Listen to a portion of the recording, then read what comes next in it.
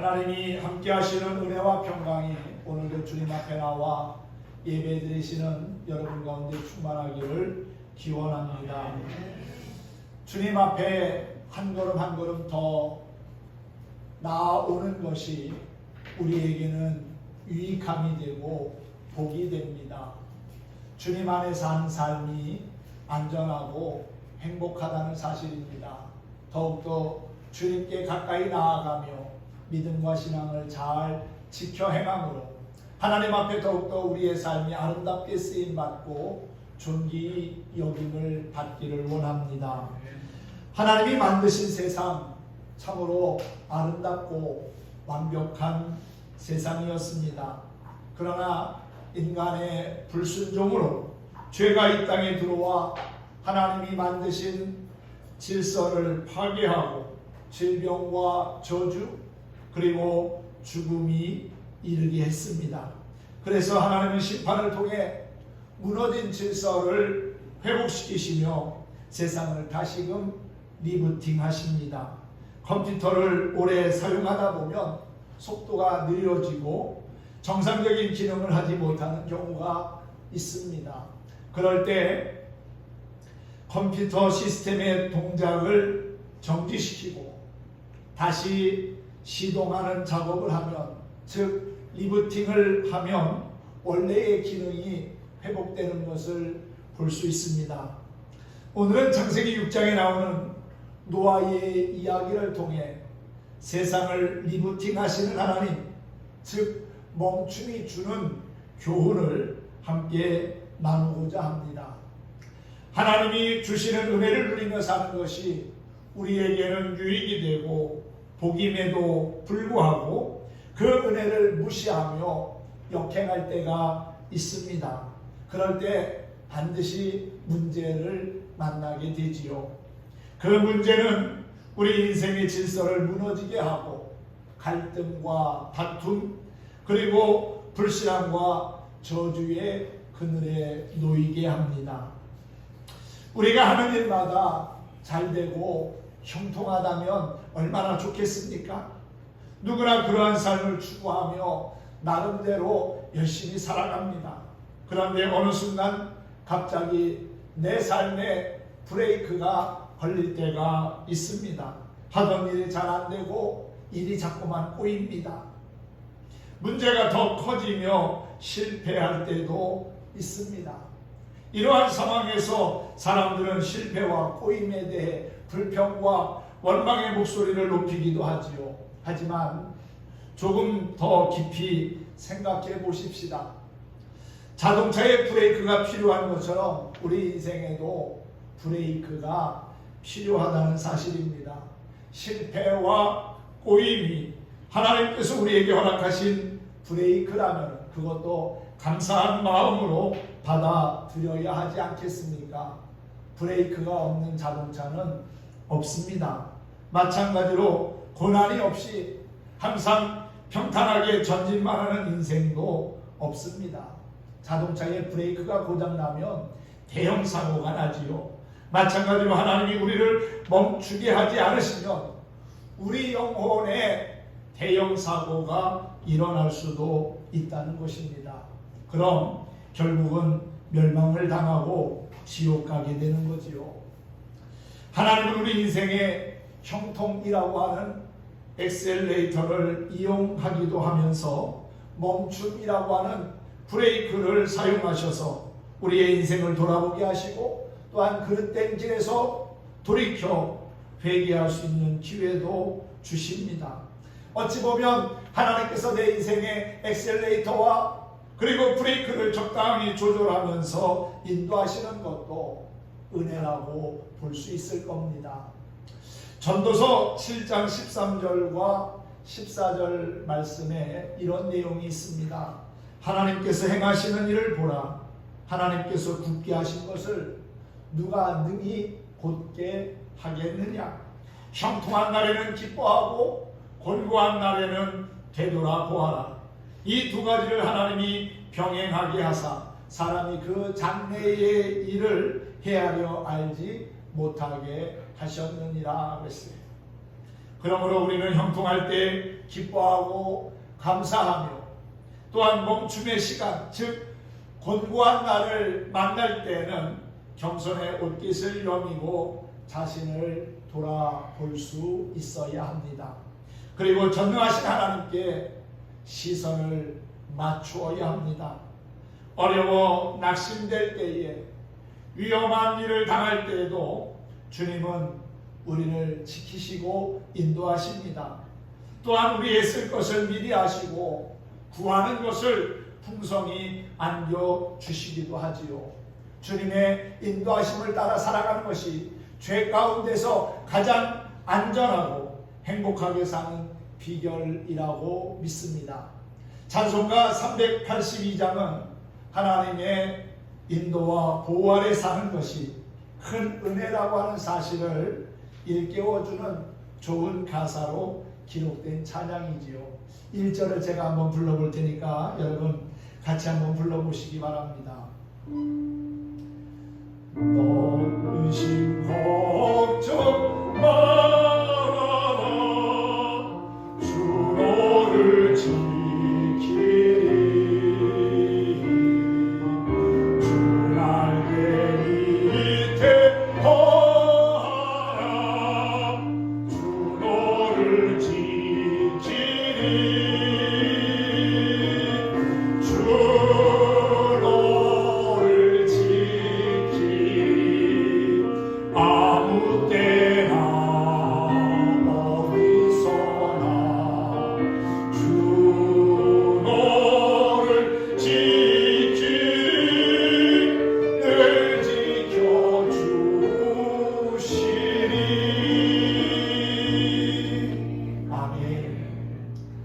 삶을 살아가다가 뜻하지 않는 장애물을 만날 때가 있습니다. 질병의 장애물을 만날 때도 있고요. 물질의 장애물을 만날 때도 있고요. 사람의 장애물을 만날 때도 있습니다. 그래서 낙심하고 고민하고 걱정에 한숨을 쉬며 밤잠을 이루지 못할 때도 있지 않았습니까? 그런데 여러분, 하나님이 우리의 눈에는 보이지 않지만 그분이 함께 하시며 우리를 지켜주실 뿐만 아니라 세상을 살아갈 힘과 용기를 주신다는 사실을 생각하면 얼마나 큰 도움이 되는지 모릅니다. 여러분, 우리에게 하나님이 함께 하시며 지켜주신다고 하는 말씀을 늘 마음에 간직하고 살다 보면 아무리 삶에 큰 장애물이 내 앞길을 가로막는다 할지라도 담대할 수 있고 능히 이길 수 있고 또한 승리의 기쁨을 노래하게 될 거라고 믿습니다. 과거에도 지금도 앞으로도 하나님은 우리와 함께 하시며 선한 역사를 이루실 것입니다. 그 하나님을 기대하고 의지하며 사는 것이 신앙생활이지요. 우리의 신앙생활이 여러 가지 힘들고 어려운 상황이 온다고 해도 변함이 없이 늘 하나님을 향한 일편단심을 갖고 살아가야 될 거라고 믿습니다. 창세기 6장에는 하나님이 창조하신 세상을 멈추게 하시려고 노아를 준비시키시는 과정이 소개되어 있습니다. 하나님이 세상을 멈추게 하신 이유는 무엇이고 또 멈춤이 우리에게 주는 교훈은 무엇일까요?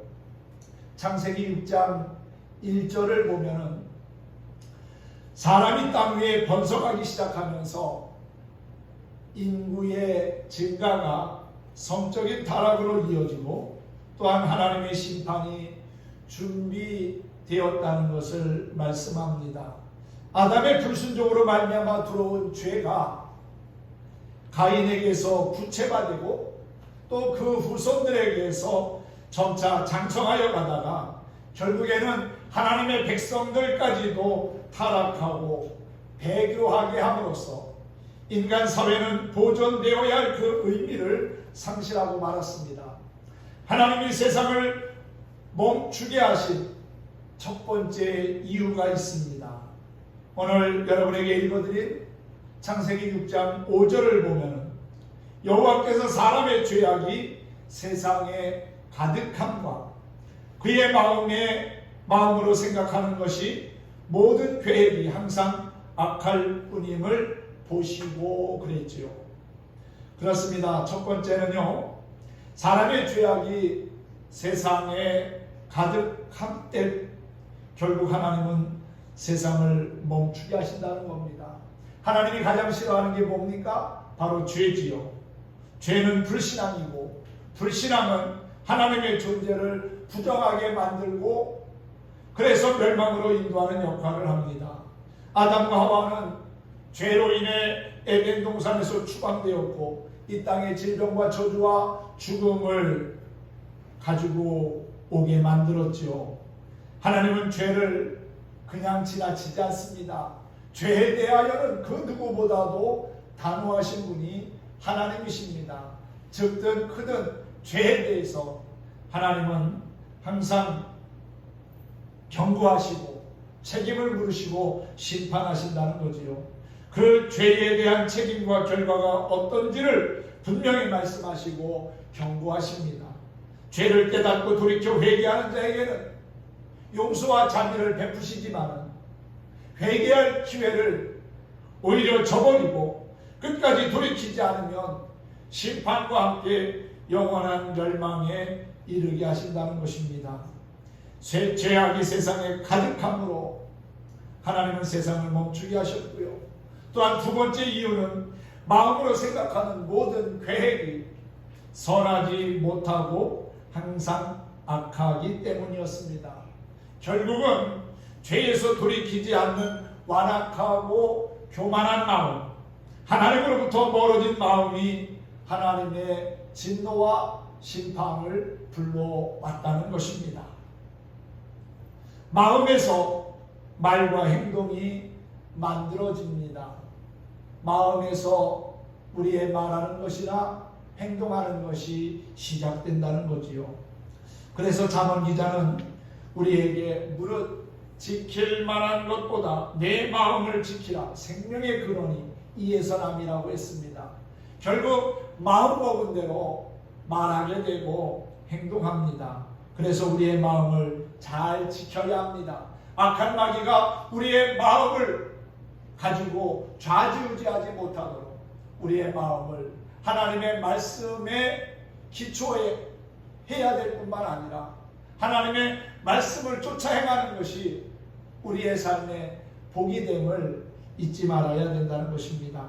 악한 마음은 불의한 말과 행동을 불러오지만 선한 마음은 온유함과 진실한 삶의 주인공이 되게 하지요.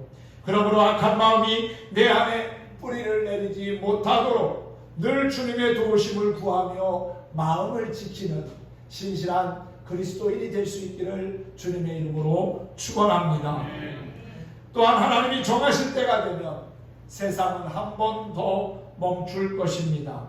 창세기에 나오는 첫 멈춤은 홍수로 인한 것이지만 마지막 멈춤은 이 땅의 심판으로 다시 오실 예수님으로 말미암아 멈추게 될 것입니다.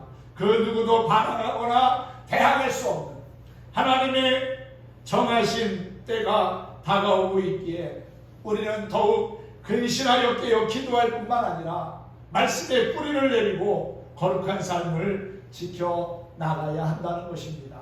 악한 마귀는 우는 사자처럼 두루다니며 삼킬 자를 찾고 있는데 이때 우리가 정신을 차리지 않으면 영적으로 깨어있지 않으면 악한 마귀의 타켓이 될 수밖에 없습니다. 그러므로 하늘의 소망을 가지고 선한 목자 되신 주님만을 의지하며 살아갈 수 있기를 간절히 소망합니다. 하나님은 이런 죄악된 세상에서 또한 악한 생각에 사로잡힌 사람들로 하여금 마음 아파하시고 한탄하셨어요. 하나님께서 이 땅에 사람 지으셨음을 한탄하시고 마음에 근심하실 정도로 세상은 이미 병들고 부패해 있었다는 겁니다. 오죽하면 하나님이 창조하신 세상 보시기에 좋았다고 말씀하신 그 세상을 지면에서 쓸어버리실 마음을 가지셨을까요? 새로 구입한 자동차가 고장나거나 문제가 생기면 처음에는 정비소에 가서 AS를 하고 고쳐서 사용을 합니다. 그러다가 아무리 고쳐도 제 기능을 하지 못하면 고칠 수 없는 지경까지 가면 어떻게 합니까? 회차하지요. 하나님은 죄에서 돌이킬 수 있는 기회를 우리에게 주시고 또한 긍휼과 자비로 손을 내미시는데 그 손길을 뿌리치고 악한 길로 끊임없이 달려간다면, 그래서 하나님이 우리에게 베푸신 은혜를 거절한다면 하나님은 그 책임을 물으시고 반드시 심판하실 것입니다.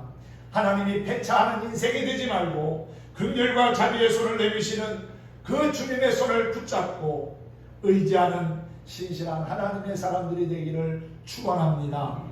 사람들이 다 넓은 길, 향락과 쾌락의 길로 가는 와중에 홀로 좁은 길을 가는 사람이 있습니다. 좁은 길, 이름도 없는 그 길을 묵묵히 하나님 한 분만을 바라보며 살아간 사람이 있습니다. 바로 오늘 본문에 소개되고 있는 노아라는 사람이지요. 오늘 8절 말씀을 보면 죄악된 세상에서 노아는 하나님께 은혜를 입었다는 말씀이 나옵니다. 사람들이 다 죄가 충만한 세상에서 그릇된 길로 행하고 범죄하고 또 하나님의 마음에 근심을 들이며 사는 그 와중에서도 하나님께 은혜를 입은 노아의 모습은 참으로 우리에게 많은 것을 생각하게 합니다. 어떻게 죄 많은 그 세상에서 하나님으로부터 은혜를 입을 수 있었을까? 그가 은혜를 입은 결과는 무엇일까? 어떻게 해서 하나님의 은혜를 입었고 하나님의 관심의 대상이 되었고 또한 하나님이 구원하시고자 하는 그러한 놀라운 은혜를 입을 수 있었을까? 사랑하는 성도 여러분, 모든 사람들의 말과 행동 그리고 삶이 하나님의 마음을 아프게 하던 그때의 노아의 시선은 세상을 향하여 있지 아니하고 하나님을 향하여 있었다는 사실입니다. 모든 시선을 주님께 드리고 살아계신 하나님을 느낄 때 내 삶은 주의 역사가 되고 하나님이 우리의 삶을 통해서 일하시는 것을 볼 것입니다. 또한 모든 시선을 주님께 드리고 전능하신 하나님을 느낄 때 세상은 주의 나라가 되고 주의 영광이 우리 안에 거함을 보게 될 거라고 믿습니다.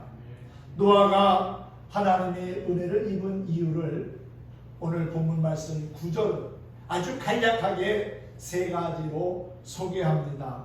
첫째는 노아는 의인이라는 거예요. 에스겔 선지자는 의인에 대해서 이렇게 정의한 바가 있습니다. 법과 의를 따라 행하며 우상에게 눈을 들지 아니하고 가난한 자에게 선을 행하며 진실하게 판단하며 여호와의 율례를 쫓으며 그 규례를 지켜 진실히 행하는 자가 의인이라고 에스겔서 18장 5절과 9절에서 소개한 바가 있습니다. 따라서 우상을 섬기며 가난한 자를 멸시하며 공평함이 없는 시대에 노아 홀로 하나님의 법을 쫓아 선을 행했음을 알 수 있습니다. 노아는 죄악된 세상에서도 구별된 하나님의 사람으로 거룩함을 잃지 않았다는 것입니다. 하나님이 의인으로 인정하실 만큼 악에서 떠나 진실한 삶을 살았다는 것이지요. 노아의 이야기는 신약성경 시브리서 11장에서도 간략하게 소개되어 있는데 시브리서 11장에서 노아의 믿음을 이야기하면서 그를 의의 상속자라고 소개합니다. 시브리서 11장 7절입니다. 믿음으로 노아는 아직 보이지 않는 일에 경고하심을 받아 경외함으로 방주를 준비하여 그 집을 구원하였으니 이로 말미암아 세상을 정죄하고 믿음을 따르는 의의 상속자가 되었느니라. 할렐루야. 하나님은 영이시기에 우리가 눈으로 볼 수 있는 분이 아니지만 늘 그분 안에 그분 앞에 우리가 살아가고 있음을 의식하며 믿음으로 살아야 합니다. 그것을 하나님은 의로 여기시고 풍성한 은혜와 복을 주신다는 사실이지요. 많은 사람 가운데서도 하나님이 찾으시는 진정한 예배자, 신실한 그리스도의 모습을 가지고 살면 좋겠습니다. 노아가 하나님의 은혜를 입은 두 번째는 당대의 완전한 자였다는 겁니다.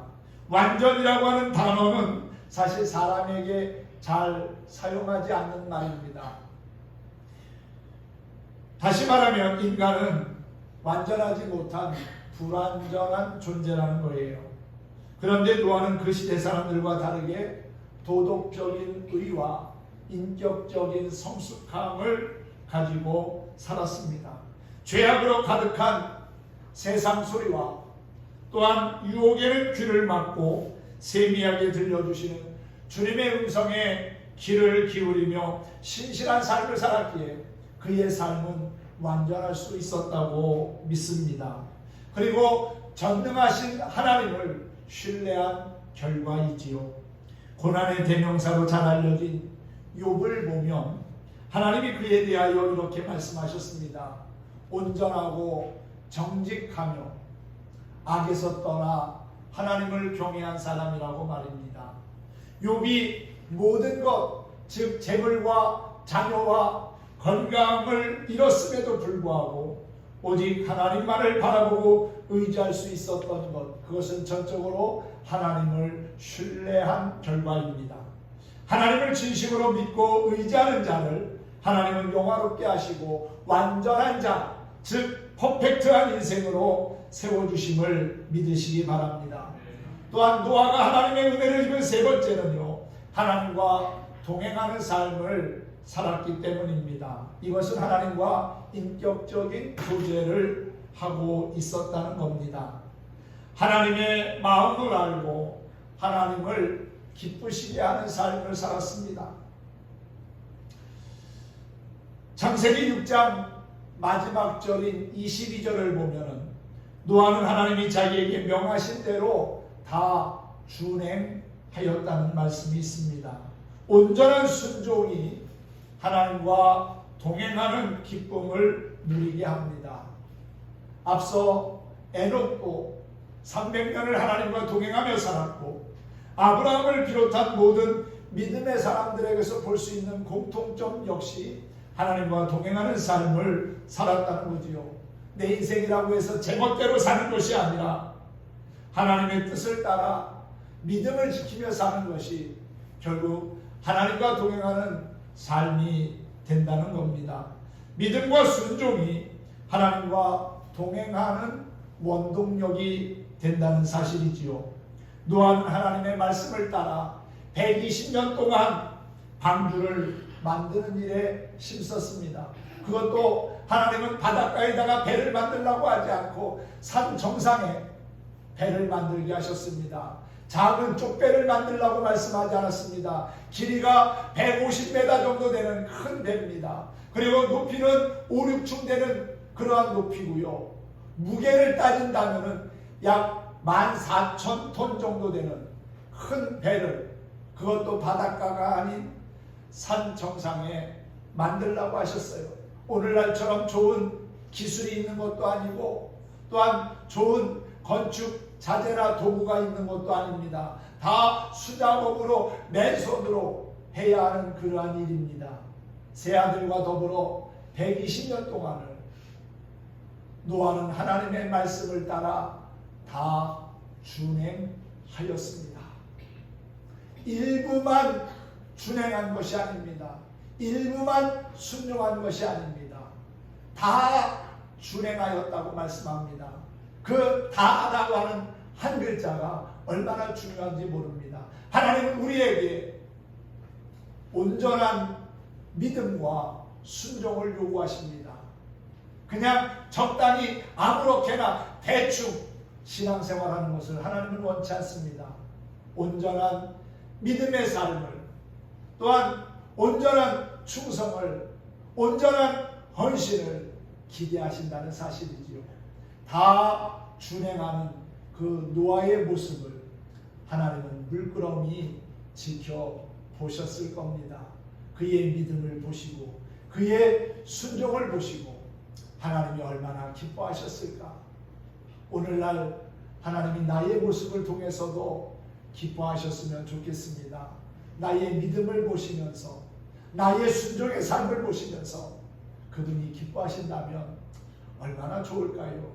사랑하는 성도 여러분, 하나님의 기쁨이 되는 거룩한 삶의 주인공이 될 수 있기를 예수님의 이름으로 축원합니다. 믿고 순종한 결과가 하나님과 동행하며 구원의 은총을 입게 된 것이지요. 오늘도 하나님은 우리가 믿음으로 순종하며 동행하길 원하십니다.